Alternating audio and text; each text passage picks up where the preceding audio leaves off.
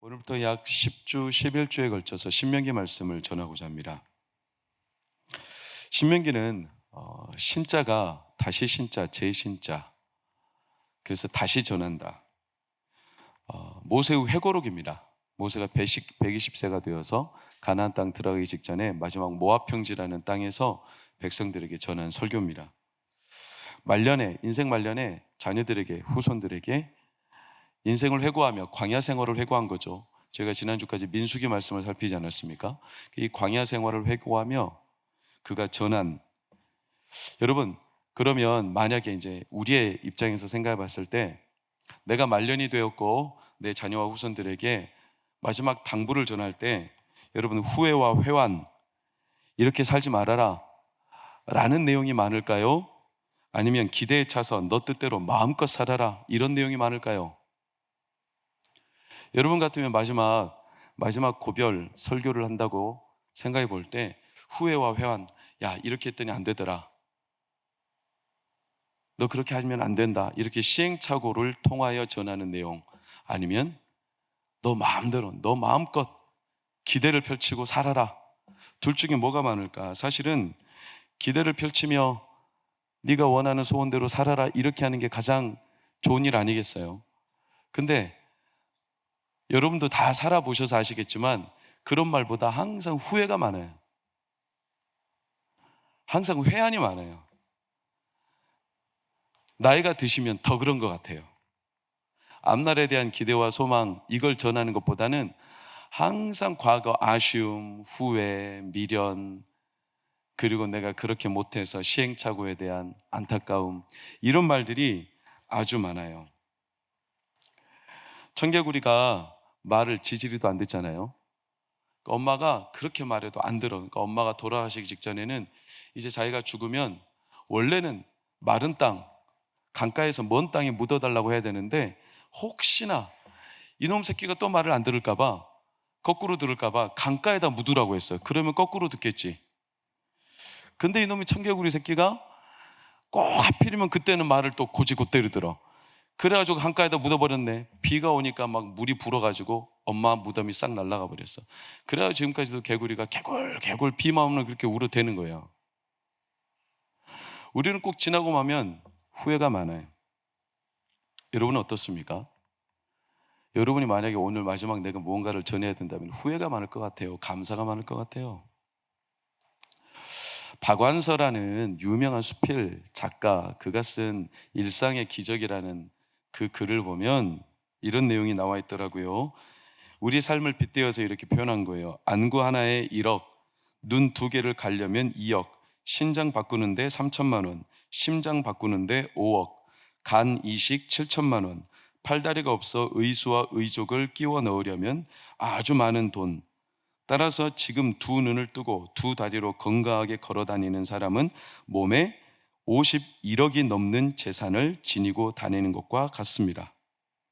갑작스런 사고로 앰뷸런스에 실려갈 때 산소 호흡을 쓰면 시간당 36만 원, 눈, 코, 입 다 가지고 2다리로 걸어 다니면 공기를 공짜로 마시고 있다면 하루 860만 원 버는 셈이다.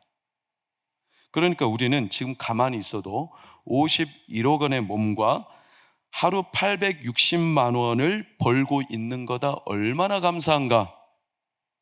근데 아멘 안 하잖아요. 감사 안 한 거예요, 이게. 이게 너무 당연한 거예요, 이게. 응? 하고 날 후회 이놈이 죽고서 내가 그때 이런 선택을 하지 말았어야 했는데, 이런 미련과 아쉬움이 왜 이렇게 내가 그때 왜 이랬을까?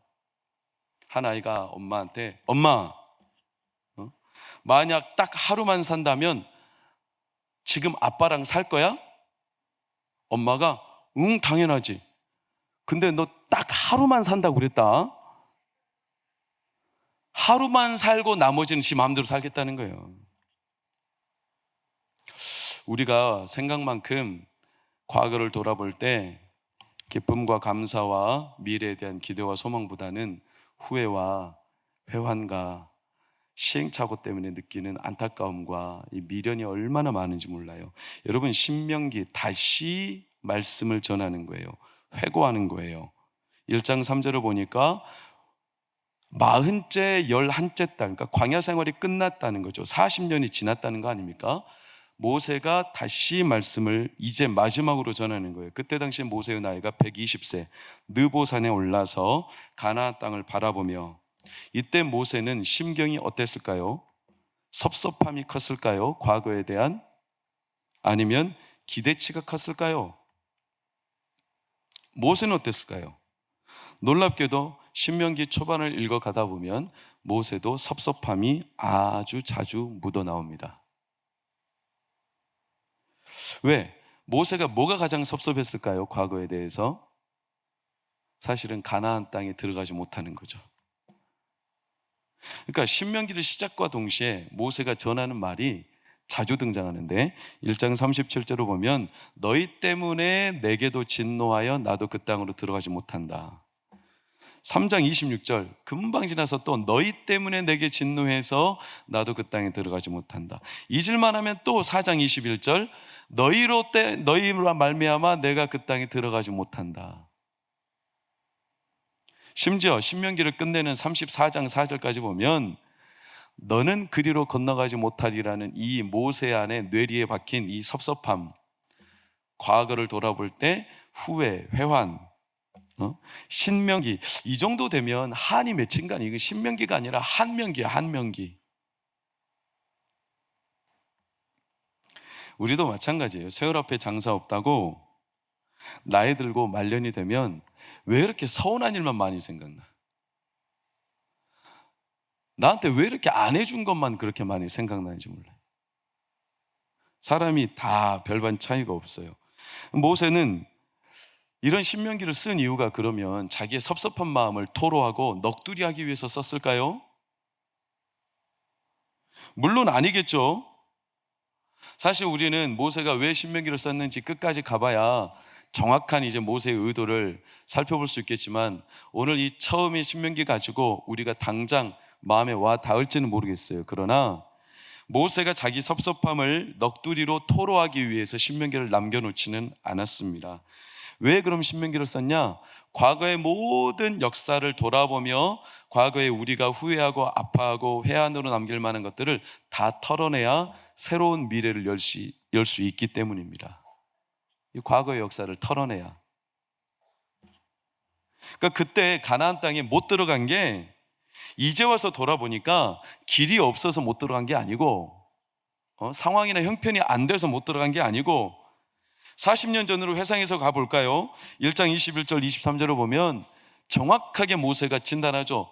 하나님께서는 올라가서 차지하라, 두려워하지 말라, 주저하지 말라, 그때 올라갔어야 된다. 그런데 그때 마침 백성들이 다 내 앞으로 나와 말하기를 우리가 사람을 먼저 보내보고 그 땅을 좀 정탐해보고 올라갈 길이 어딘지, 그 땅이 진짜 좋은지 어떤지 우리가 좀 알아보자. 근데 이때 모세가 23절에 그 말을 좋게 여겼어요. 그러니까 모세도 생각해보면 그때 너희들 말이 좋게 들렸는데 그 말대로 하지 않았어야 된다, 이런 의도가 있지 않아요? 너희들 말을 곧이곧대로 들었다가 사실은 못 들어요. 길이 없어서가 아니었어요. 그러니까 돌아보니까 진짜 못 들어간 이유는 뭐냐? 26절을 보면 실상은 빨간색 시작, 너희가 올라가기를 원하지 않았다는 거예요. 다시 말하면 재보는 거였어요. 재본, 계산기 놓고 두드려 보는 거였어요. 과거를 비추어 보면서 과연 이게 우리에게 이득이 되냐? 여러 가지 계산을 하면서, 그래가지고 그들이 내린 결론이 27절 28절을 보니까 원망하고, 하나님 우리를 미워하시나? 왜 이렇게 우리를 멸하시려고 인도하셨나? 우리가 이제 어디로 가나? 그러니까 자기들 뜻과 다르다는 거예요. 하나님이 왜 이렇게 인도하셨지? 섭섭하다는 거예요. 그러니까 원하지 않았다는 것은 실상이 어떻든지 간에 자기들 마음과 하나님 마음이 안 맞았다는 거죠. 그러니까 원하지 않은 거예요. 그러니까 하나님의 뜻 때문에 우리들이 섭섭한 거죠. 그들이 섭섭한 겁니다. 돌아볼 때. 그러니까 재보고 자기들 생각대로 안 되니까 하나님 뜻을 못 받아들이는 거예요. 우리도 그럴 때 많죠. 나는 열심히 했는데 뜻대로 안 돼. 그래서 마음이 섭섭해. 내 마음과 안 맞아요. 그러니까 더 이상 원하지 않아요. 이런 인간적인 서운함과 섭섭함이 과거에 없는 사람이 어디 있겠어요? 근데 문제는 인간적인 이 섭섭함이 하나님의 뜻을 막아버려요. 여러분, 그러면 인간적으로 섭섭하지 않게 해주면 모든 길이 다 열릴까요? 다윗의 대표적인 사건만 봐도 다윗의 가문에 위기가 언제 온지 아십니까? 열왕기상부터 시작되죠. 열왕기상 1장 6절을 보면 놀랍게도 한 번도 다윗의 아들, 그가 누구냐면 아도니아를 뭐가 한 일이 없다? 섭섭하게 한 일이 없었다는 거예요. 다윗은 한 번도 아도니아를 인간적으로 섭섭하게 하지 않았다는 거예요. 그러니까 다윗이 어떻게 보면 좀 약해졌을 수도 있어요. 그러니까 자기 아들을 섭섭하게 하는 게 이게 속상한 거예요. 그러니까 원대로 해줬어. 근데 이게 다윗의 가문에 화근이 된 거 아세요? 인간적으로 섭섭하지 않으면 모든 게 잘 된다? 그렇지 않아요. 만약에 섭섭하지 않게 모든 걸 다 만족시켜주면 그게 습관이 되잖아요. 그럼 늘 자기 뜻대로만 하려고 할 겁니다. 그렇지 않습니까? 나중에 문제가 터지면 극복을 못해요. 왜? 항상 습관이 자기 원대로 다 해왔으니까. 섭섭함을 못 참아. 그러니까 자기가 딱 정한 답이 있어. 이 답대로 안 되면 섭섭해, 오해가 생겨, 원망을 해, 미워하기 시작해, 승질만 부리죠. 아버지의 마음을 이해할 것 같아요? 이해 못해요. 왜? 섭섭하게 한 일이 없었으니까. 이게 다윗 가문의 위기예요, 위기. 우리 자녀들이 요즘에 왜 이렇게 학교에 문제가, 서희초 초등학교 이 사단이 왜 난 겁니까? 죄송하지만 학부모들 잘못입니다. 우리 잘못이에요. 선생들한테 네가 뭔데 내 자녀를 함부로 대? 나도 내 자녀가 기죽을까 봐 이렇게 떠받치고 잔소리 한번 제대로 안 하는데 네가 뭔데 내 자녀를 함부로, 이렇게 막 선생을 함부로 하잖아요. 왜? 자기 자녀 섭섭하게 안 하려고. 그 자녀들이 망하는 거예요. 섭섭함을 참아내지 못해. 그래서 사람 안에 일어나는 게 뭐냐면 정답 본능이에요. 이건 제가 한번 유추해 본 거예요. 제가 만들어낸 말이랄 수 있어요. 정답 본능. 이 정답 본능과, 그러니까 정답을 내려 하는 본능과 섭섭함은 묘하게 연결되어 있는데, 들어보세요. 자기가 답을 정해놨어. 이게 정답 본능이죠. 자기가 이렇게 되기를 바래. 답을 정해놨어. 근데 그 답대로 안 되니까 휙 토라져. 썽을 내. 그리고 마음이 어떻게 돼요? 섭섭한 거예요. 자기가 답을 정해놨어. 정답 본능이에요. 그래가지고 정답대로 안 되면 섭섭한 거예요. 이게 우리 안에 습관이 되는. 마귀는 근데 우리의 섭섭함을 너무나 잘 공격해. 틈만 나면 섭섭마귀가 들어옵니다. 조심해야 합니다. 자기 안에 어떤 정답이 있어. 남이 이렇게 해줘야 된다는 거예요. 근데 그대로 안 돼. 그러면 섭섭해져. 그러니까 자기 안에 딱 프레임을 가둬놓고 이 답대로 안 이루어지면, 흔히 고정관념 그러죠. 고정관념. 자기 안에 이런 생각. 이 고정관념이라는 게 그리스 신화에 보면 프로스크루테스인가? 이 사람이 거인인데 괴물이에요. 이 사람이 자기 집에다가 철침대를 놓고 지나가는 나그네들을 잡아다가 침대에다 눕혀. 그래가지고 침대보다 다리가 길면 자기 침대에 길이를 맞추기 위해 다리를 잘라버려. 그리고 침대보다 다리가 짧아서 길이가 짧잖아요. 사람을 늘어뜨려버려. 자기의 프레임에 딱 가둬놓고 모든 걸 맞춰. 이 정답에서 벗어나면 안 된다는 거예요. 인간적으로 섭섭하니까 견디지 못하는 거예요. 여러분, 고정관념도 그런데 이게 영적으로 우리 가운데 섭섭마귀가 들어오면 이게 말할 수 없어요. 마귀의 새끼는 늘 섭섭하게 만들어. 자기 원대로 안 된다는, 자기 원대로 안 됐다는 거예요. 그러니까 시험 들게 만들어. 자기 원대로 돼야 만족해. 그러니까 자기 정답 안에 딱 가둬놓고 거기서 벗어나질 못해. 그러니까 항상 원인을 분석하고 항상 원망하기 급급하고.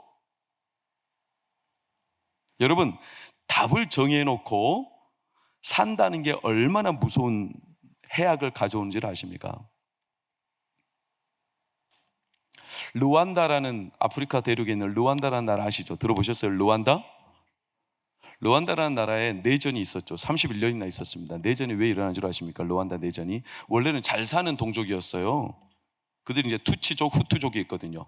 후투족, 투치족이 있는데 이들이 잘 사는 나라인데 벨기에라는 나라가 통치를 하면서부터 시험이 된 거예요. 왜? 벨기에가 들어와서 후투족, 투치족을 일부러 갈라놓기 시작했어요. 그럼 어떻게 갈라놓냐? 이게 얼굴을, 외모를 봐. 그래가지고 얼굴이 길쭉길쭉하고 맞박에서 이렇게 코에 길이를 재고 뭐 이렇게 그 사람 이목구비가 눈이 튀어나온지 들어갔는지, 그리고 피부색이 좀 더 하얀지 검은지, 그리고 얼굴이 갸쌍한지 아니면 넙덕한지, 이런 걸 판단해가지고, 쉽게 말하면 서구식으로 좀 비슷하게 생긴 투치족은 지배계급, 아예 아프리카 계급 모양으로 생긴 사람들은 후투족은 이게 노동계급, 아니 잘 사는 민족이었어요. 근데 갑자기 딱 답을 정해놓더니 이 프레임 안에 가둬놓고 지배계급과 노동계급을 분리해놔 버렸어요. 그때부터 이들 사이에 이상한 기류가 흘러가기 시작해요. 후투족은 노동계급이죠. 투치족은 지배계급이죠. 그러니까 서로 상대방을, 투치족은 후투족을 하대. 그러니까 후투족은 투치족에 대해서 늘 마음이 속상해. 같은 민족인데 왜? 자기들끼리 섭섭해. 동족 간에 이런 섭섭함이 뼈에 깊이 사무쳐. 그래가지고 내전이, 어제까지 아무렇지도 않았어요. 근데 섭섭함이 점점 들어오기 시작하면서 내전이 31년. 여러분 한번 후투족, 투치족 한번 봐보시겠어요? 후투족, 투치족 누가 누군지, 이거는 그림으로 그려놓으니까 조금 이렇게 이제 좀 구분이 되나? 사진 한번 봐보세요. 누가 후투족이고 누가 투치족일까요? 내가 볼 땐 다 거기서 거기요. 뭘 이걸 갈라놔.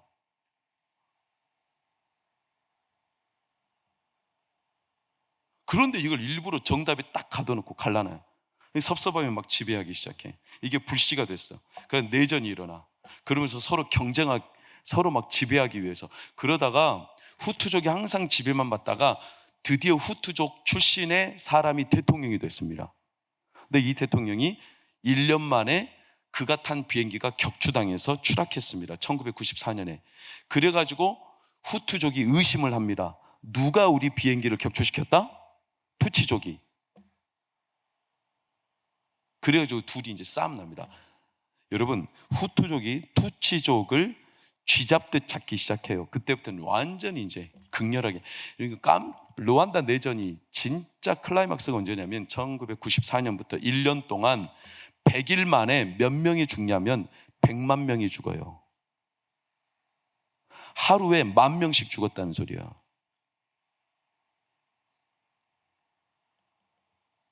그때 당시 잔해물들이 지금도 남았어요. 한번 봐보세요. 한번 봐보세요. 아직도 파내지 못한 유골들이 어마어마해. 생존자 한번 봐보세요. 얼굴에 칼자국 대놓고 막 찍어버려.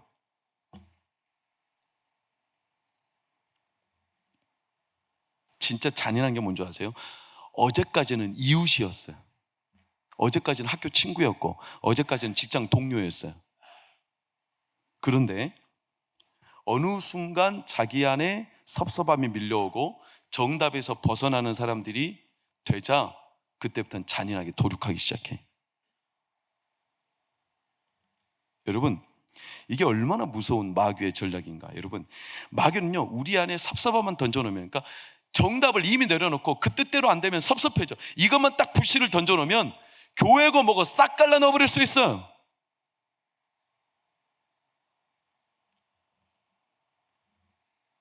우리 주변에서도 봐봐요.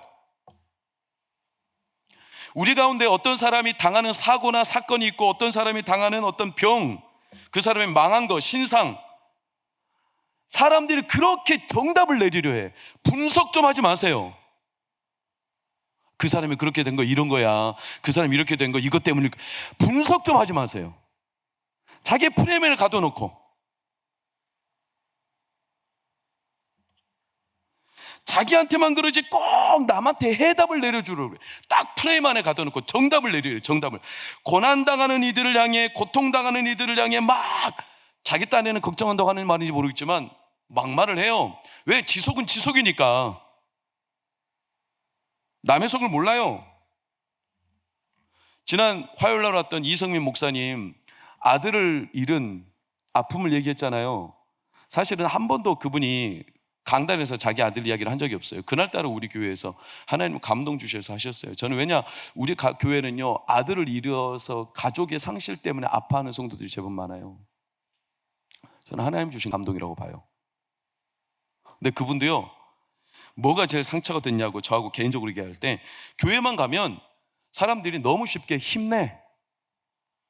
아니, 힘이 안 나는데 어떻게 힘을 내? 힘내래. 그러면서 더 떠서 하는 말이 뭐냐면, 야, 인생이 다 그런 거야. 너만 그런 거 아니야. 그 사람만 그런 거 아니에요, 진짜? 다 그래요, 진짜? 아들을 잃어버리지 않은 사람이 어찌 아들을 잃어본 사람의 마음을 알겠어요? 누가 그걸 함부로 말할 수 있어요?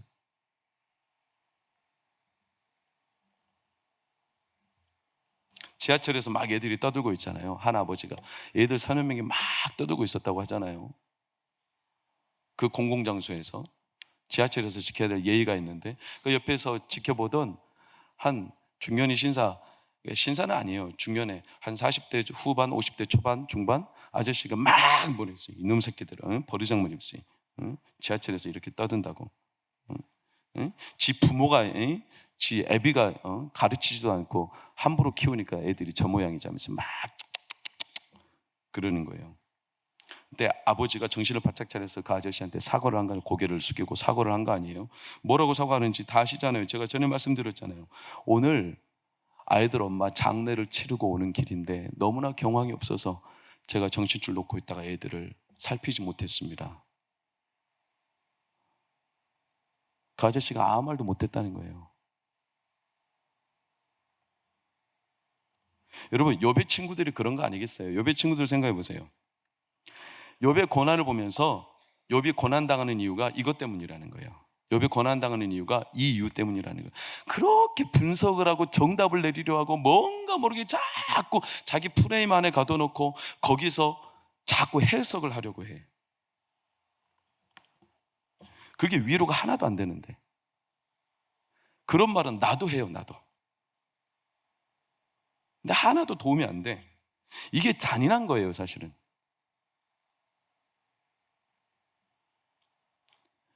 사고를 당한 가족이 교회에서 힘이 없으면 힘이 없다고 뭐라 하고, 그 사람이 그래도 하나님 앞에 기뻐하고 살려고 하면, 아니, 속으로 참 속도 좋다, 그런 일 겪고도 그렇게 다니냐, 이렇게 말하고.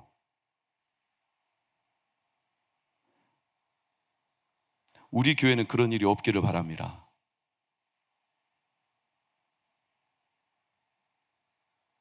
잠언 25장 20절을 보면 이렇게 현대인의 성경이 나와요. 마음이 상한 자에게 노래를 부르는 것은 추운 날에 그 옷을 벗기고 그의 상처에 소금을 치는 것과 같다.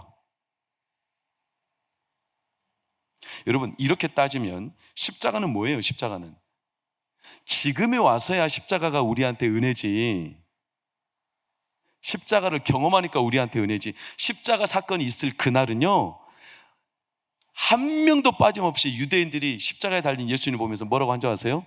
저 사람이 저주에 달렸다는, 저주받아서 저렇게 됐다는 거예요. 한 명도 그 섭리를 깨닫지 못했어요.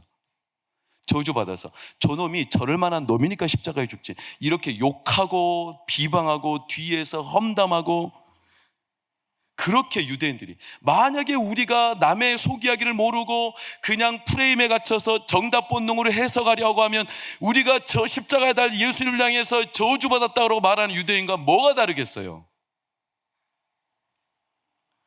이미 답을 딱 정해놓고 나니까 하나님의 뜻이 보이질 않는 거예요. 여러분, 모세가 왜 오늘 신명기를 남겼냐? 이스라엘 백성들, 너희들이 자꾸 하나님의 뜻과 계획을 벗어나게 되는 이유가 뭐냐면 자꾸 자기 정답 안에, 그래서 정답대로 안 되면 섭섭해하며 자기 정답대로 안 된다고 서운해하고, 그래가지고 정답 안에 가둬놓고 해석하려 하고, 그래서 하나님 뜻이 안 보인다는 거예요. 여러분, 의미심장한 말을 모세가 남겼어요. 16절에서 18절 한번 보시겠어요? 그리하여 스스로 부패한다 그랬죠. 왜 부패하냐면 어떤 형상을 만든대. 남자의 형상, 여자의 형상, 어떤 짐승의 형상, 새의 형상, 곤충의 형상, 어족의 형상. 이 형상이 뭐냐면 자기 안에 이미지죠. 이미지. 정답이라는 거예요. 자기가 만들어 놓은 정답이 있어. 이미지가 있어. 어떤 형상이. 근데 이 이미지대로 안 되면 마음이 섭섭해. 마음이 섭섭하다는 것은 속이 상해. 상했다는 게 썩었다는 거죠. 썩었다는 게 부패했다는 거지. 스스로 부패했다는 게 바로 그거 아니겠어요?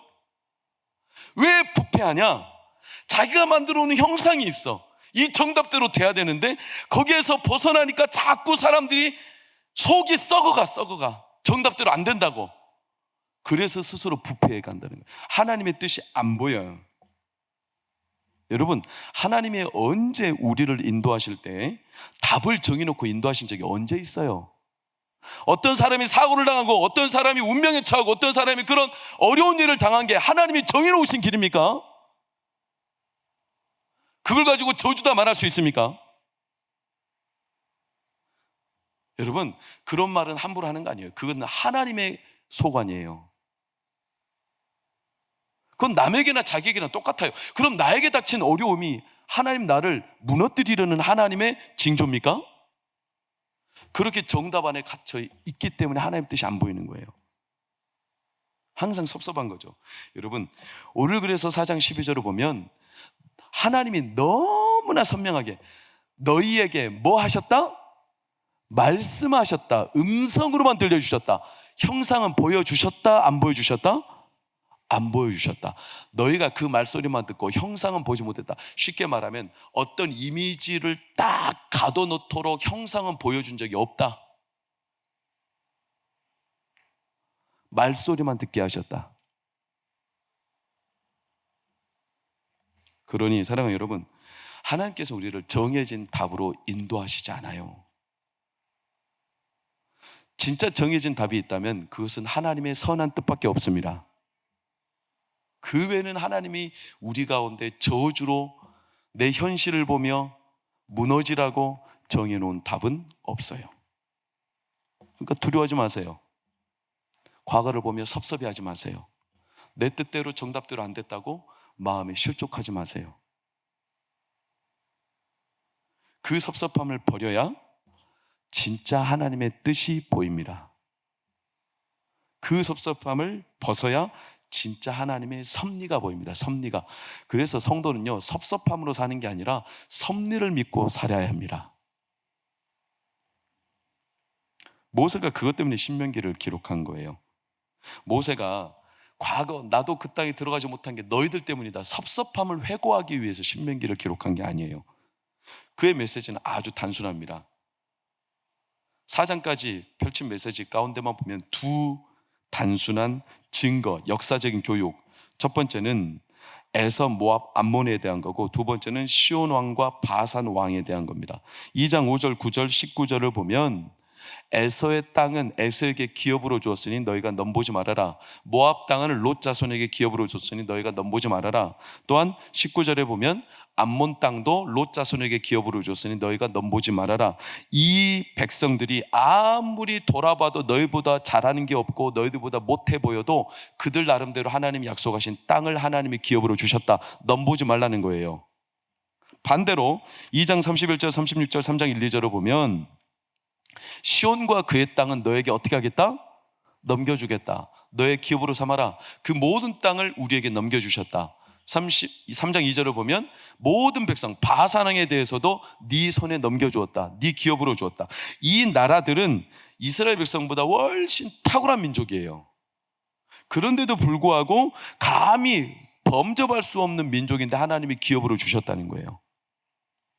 이 바산이라는 왕 옥은요 어느 정도냐, 3장 11절을 참고로 보면 그의 침대가 길이가 9규빗이라고 했어요. 9규빗이면 몇 미터입니까 도대체? 50cm 곱해봐요. 5m잖아요. 침대가 5m예요. 침대가 5m. 얼마나 길어요? 참고로 골리앗의 키가 얼마죠?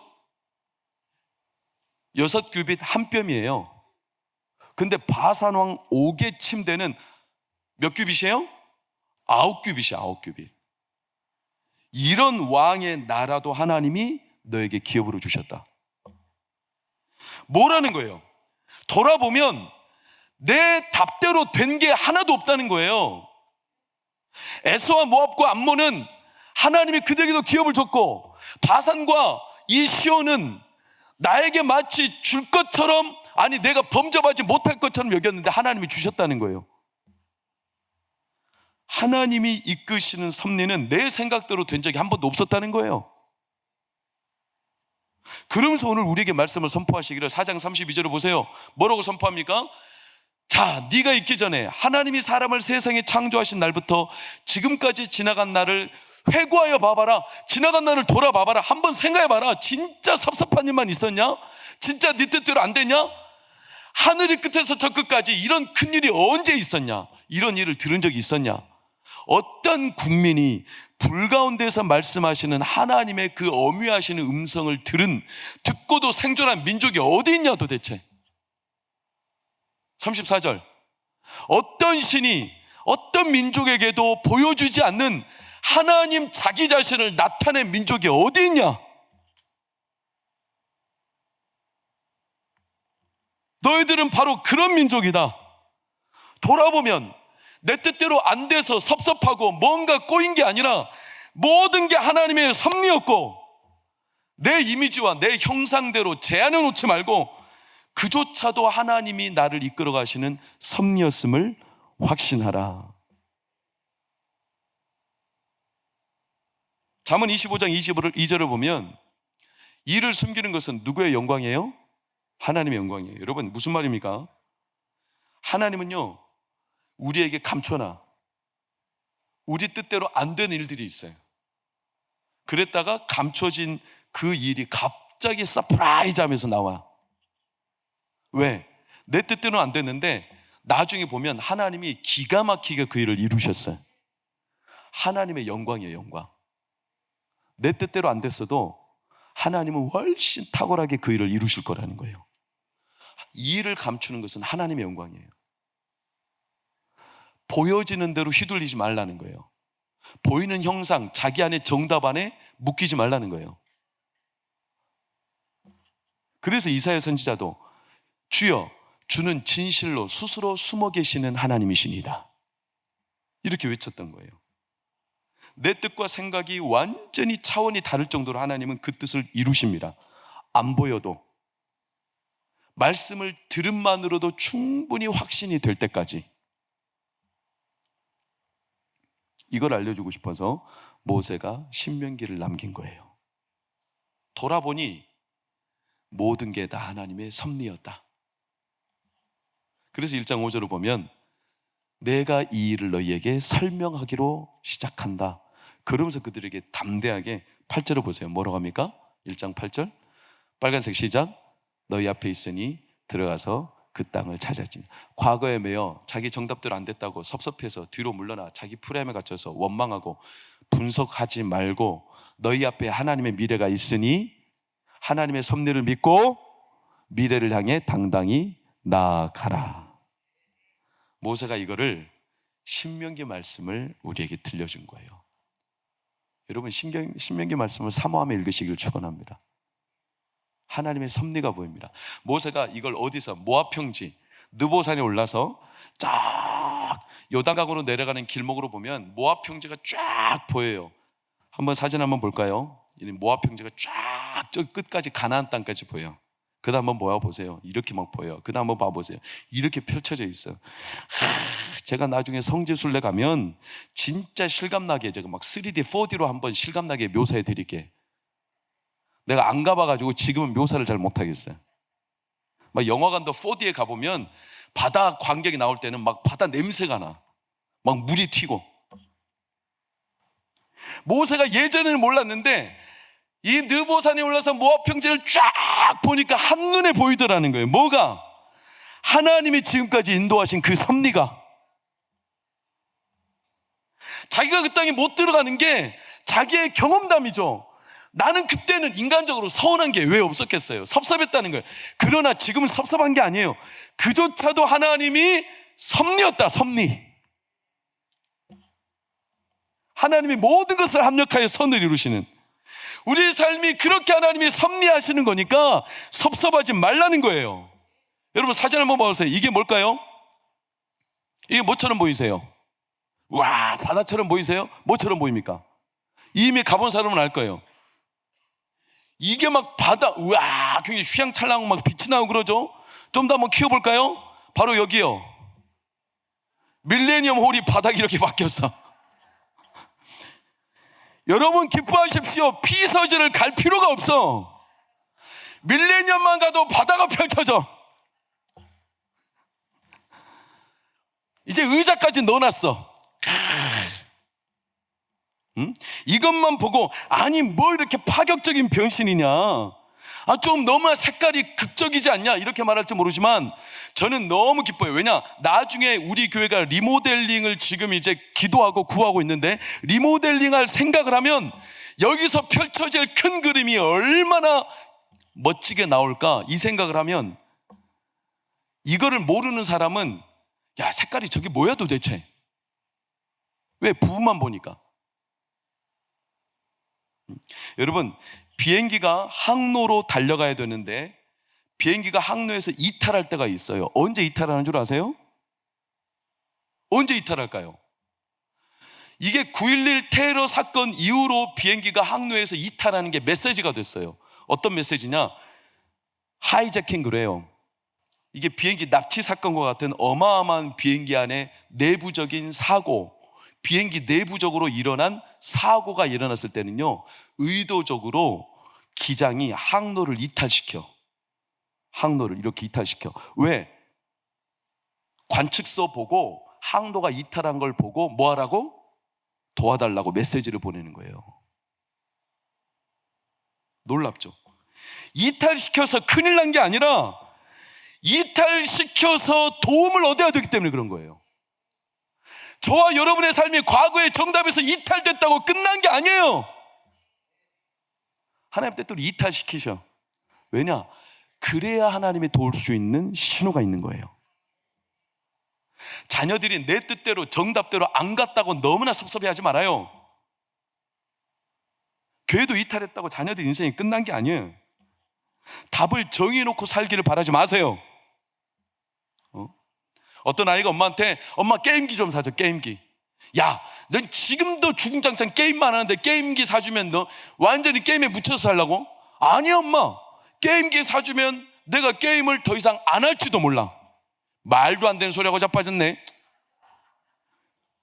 왜? 엄마도 아빠한테 다이어트 한다고 러닝머신 사달라고 했는데 러닝머신 사줬더니 엄마도 러닝머신 안 하잖아. 나도 게임기 사달라고 졸랐는데 게임기 사주면 게임기 안 할지도 몰라. 엄마랑 나랑 뭐가 달라? 엄마도 러닝머신 사달라고 졸랐는데 사줬더니 안 하잖아. 여러분도 그렇죠? 러닝머신 얼마나 아껴니죠. 거기다 이불도 널어놓고 추울까봐, 그렇죠? 러닝머신 건조할까봐 빨래도 좀 널어놔주고 습도 맞춰주려고. 여러분 얼마나 지혜롭게 하십니까? 자녀들 궤도 이탈했다고 너무나 괴로워하지 말아요. 정답대로 안 됐다고. 이야기를 해도 될지 모르겠어요.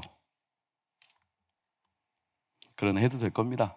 지금은 하나님의 은혜 가운데 지키셨기 때문에. 동찬이 아빠가 2주 전에 물기가 있는 바닥에서 뒤로 발라당 붕 떠가지고 쓰러지셨어요. 넘어졌죠. 그냥 넘어졌으면 괜찮았을 텐데 붕 떠가지고 머리를 바닥에 그대로 쪘어요. 그래서 뇌출혈이 왔어요. 2주 전에 위급 상황이었어요. 당장 수술에 생명에 지장이 생길 수도 있을지 몰라요. 그런데 그땐 우리가 같이 기도했어요. 근데 놀랍게도 수술 없이 2주 만에 회복이 됐고 일상으로 돌아왔고 지금은 다른 후유증 없이 지나가고 있어요. 하나님 살려주셔서. 동찬 아빠가 누구냐면 동찬이가 이선화 전사님 아들이에요. 이선화 전사님이 그래, 그때 당시 CCTV를 보니까 동찬 아빠가 붕 떠가지고 꼬당 했는데 놀랍게도 하나님이 그렇게 해야 머리가 안에 피가 안 고이고 이게 피가 터져 나왔더래. 그래서 산 거예요. 만약에 어설프게 넘어져가지고 피가 머릿속에 고여있으면 지금은 겉으로 멀쩡했겠죠. 그러나 그게 진짜 생명에 큰 지장이 됐을 거예요. 하나님이 살리셨다는 거예요. 그렇게 넘어뜨리셔서. 섭리예요, 섭리. 우리 안에 피가 고이고 우리 안에 섭섭함이 고이고 정답 본능이 고이면 피가 고인 거는 똑같아. 죽어요. 그럴 때때로 하나님께서는 우리를 그렇게 안 하게 하시려고 우리의 생각과 전혀 다른 방법으로 인도하시는 거예요. 이게 누가 그 섭리를 깨닫냐? 과거 자기 정답에서 섭섭함을 벗어난 사람이 섭리를 깨달을 수가 있어요. 여러분, 아브라함이 왜 이삭을 바치라고 했을까? 느닷없이 지나고 난 뒤에 한 거예요. 야곱 사기 행각에 늘 휘둘리잖아요. 그런데 지나고 나서야 야복강에서 하나님이 자기를 만나신다는 것을 깨달았죠. 여러분, 요셉 형들에게 팔려졌어, 버려졌어, 평생 섭섭했어. 그런데 그 요셉이 나중에 알아요. 왜 하나님이 이렇게 하셨는지. 그리고 그때 통곡을 하며 형들의 섭섭함이 싹 다 사라져버려요. 이게 하나님의 섭리였다는 거예요. 에스더, 왜 하필 그때냐? 지금 아하수에로 왕이 나를 더 이상 부르지 않는데 왜 하필 지금이냐? 예전에 좀 부르지. 제가 이 에스더 말씀을 읽을 때 에스더가 꼭 이때냐? 아하수에로 왕과 연이 끊긴 지 오랜데. 근데 에스더가 이때 불렀던 노래가 생각났어. 에스더가 이 노래를 분명히 불렀을지 몰라. 정 주고 마음 주고 사랑도 줬지만 이제는 남이 되어 떠나가느냐. 이별의 아픔 일랑 가져가다오.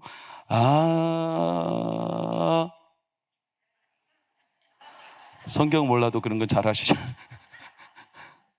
아하수에로 왕 얄미운 사람 다 떠났어요. 근데 왜 하필이면 이때냐? 지나고 보니까 알겠다는 거예요. 지나고 보니까. 스데반, 이제 막 교회의 부흥이 시작됐는데 그때 스데반이 죽었어요. 왜 하필? 지나고 보니까 알겠더라는 거예요. 그땐 너무 섭섭했는데 하나님의 섭리였어요. 외람된 얘기지만 저도 아내도 캐나다에서 들어온 그 해 아내가 암 진단을 받았어요. 왜 하필 그때냐? 모르죠. 여기에 대해서 저는 아직 답을 내리지 않았어요. 그리고 이후에 좀 시간이 지나 봐야 하나님의 섭리를 알 수 있겠죠. 여러분, 그 중에 단연 으뜸인 섭리가 뭔 줄 알아요? 십자가예요. 왜 하필 십자가냐? 그때는 끝이었죠. 그때는 저주였어요. 저주받은 자가 달리는 나무. 남의 속도 모르고 저주받았다고 외치던 그 십자가. 근데 그 십자가 위에서 하나님의 생명이 시작되었어요.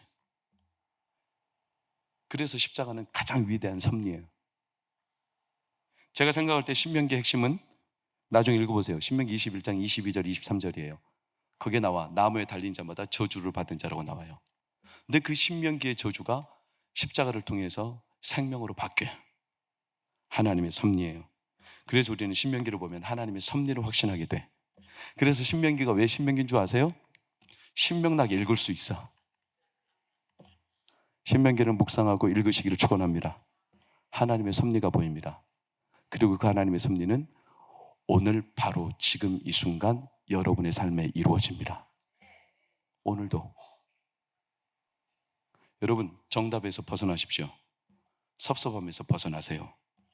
하나님이 섭리로 이끌고 계십니다. 하나님의 섭리가 여러분 눈안에 보이기를 축원합니다.